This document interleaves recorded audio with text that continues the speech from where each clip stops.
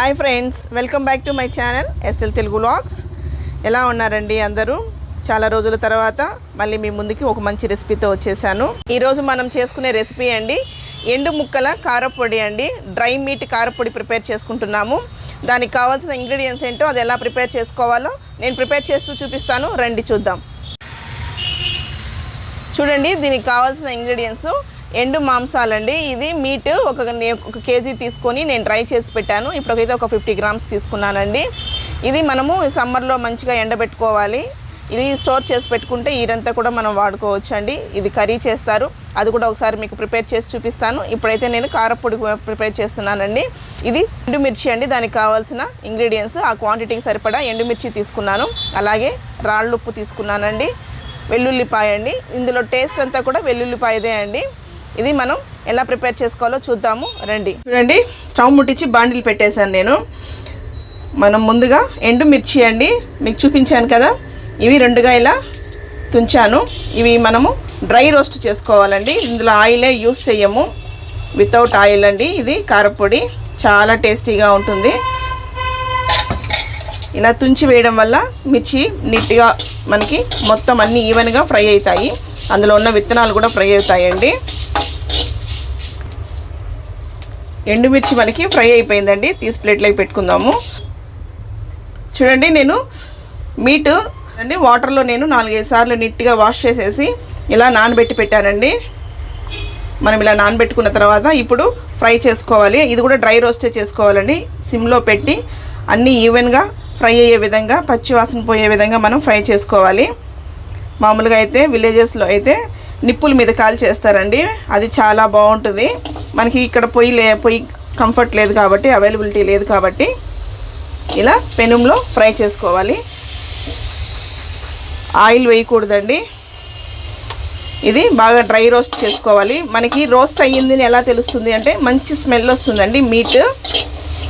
అప్పుడు దాకా మనం ఫ్రై చేయాలి. ఫ్రై అయిన తర్వాత చూపిస్తాను మీకు. చూడండి, మనకి మీట్ అంతా కూడా బాగా ఫ్రై అయిపోయింది. అందులో ఉన్న చెమ్మంతా వెళ్ళిపోయి అవన్నీ కూడా పీసెస్ చిన్నగా అయిపోయాయి. చూడండి ఫ్రై అయ్యింది అనడానికి సౌండ్ చూడండి. ఇలా ఉన్నప్పుడు మనము ప్లేట్లోకి తీసేసుకుందాము. స్టవ్ ఆపేసాను. నేను రోల్ అండి శుభ్రంగా కడిగి ఆరబెట్టుకున్నాను. అలాగే రోకలి కూడా అండి నీట్గా కడిగి ఆరబెట్టాను. మనం ముందుగా ఫ్రై చేసుకున్న ఎండుమిర్చి అండి. నేను విత్తనాలు అన్నీ వేయట్లేదు. అలాగే దాంతోపాటు ఉప్పు కూడా, కళ్ళుప్పు తీసుకున్నాను.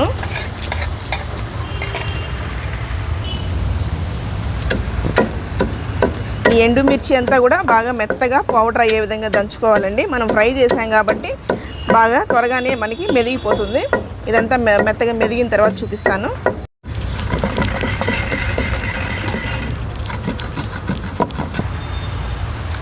మనకి ఎండుమిర్చి కొంచెం పౌడర్ అయ్యిందండి. చూడండి, ఇప్పుడు మనము ఆల్రెడీ ఫ్రై చేసి పెట్టుకున్న డ్రై మీట్ అండి, ఎండు మాంసపు ముక్కలు.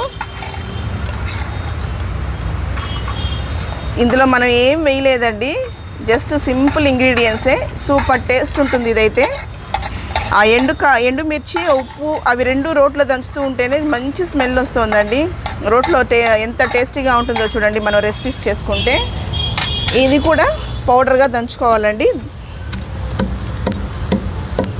ఇలా మొత్తం దంచి చూపిస్తాను మీకు. చూడండి, మనకి ఎండు ముక్కలు కూడా మెదిగినాయి. చూడండి, మీకు కనిపిస్తుందా పౌడరు. ఇప్పుడు మనము ముందుగానే తీసి పెట్టుకున్న వెల్లుల్లిపాయ అండి.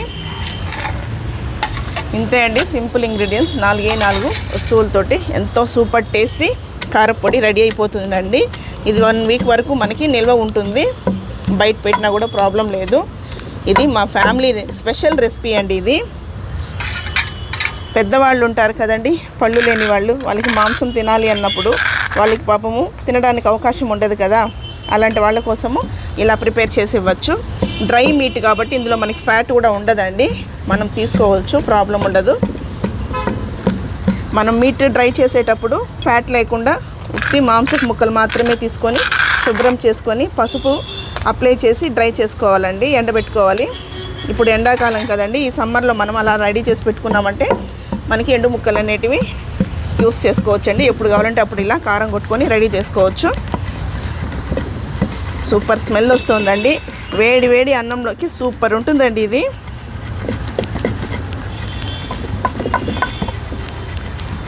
పప్పుచారుకు కూడా మనం సైడ్ డిష్ లాగా వాడుకోవచ్చు. చాలా చాలా బాగుంటుంది. అంటే ఎంతో టేస్టీగా ఉండే ఎండు మాంసం కారపొడి రెడీ అయిపోయిందండి.